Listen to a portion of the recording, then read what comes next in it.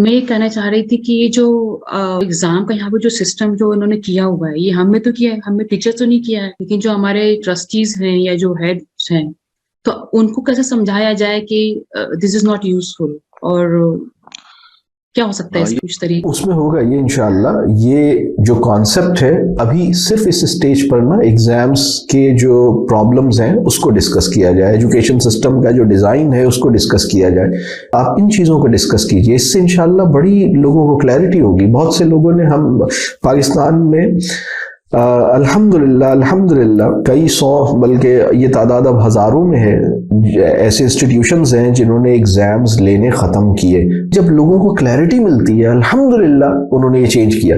میں آپ کو بتاؤں پاکستان میں کئی ہزار ایسے ادارے ہیں جنہوں نے بچوں کو ان کی زبان میں تعلیم دینے کا فیصلہ کیا، اور انہوں نے اپنی ٹیکسٹ بکس کو، اپنا جو پورا میڈیم آف ایجوکیشن ہے اس کو انہوں نے ٹھیک کیا. انہوں نے کہا بھائی ٹھیک ہے، یہ ہمیں سمجھ آیا کہ بچوں کو ان کی زبان میں تعلیم دینا زیادہ ضروری اور بہتر ہے.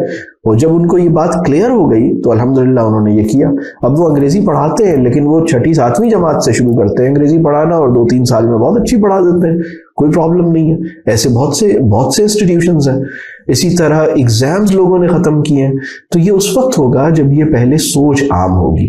آج جو میں نے یہ ساری بات کی اس کو وہی لوگ سمجھنا چاہیں گے جو ایجوکیشن کے اندر واقعی سیریس ہیں، اور وہ اس پوری بات کو، اور اس کے اوپر بہت کام ہے. مطلب آپ اس کے اوپر تو بہت مٹیریل ہے نا. میں آپ کو صرف آتھرز آئیڈینٹیفائی کر دیتا ہوں، آپ ان کی چیزیں نکال کے دیکھنا شروع کر دیجئے تو آپ کو پتہ لگے گا. بہت سارے مطلب دنیا میں بہت کچھ لکھا گیا ہے اس کے اوپر.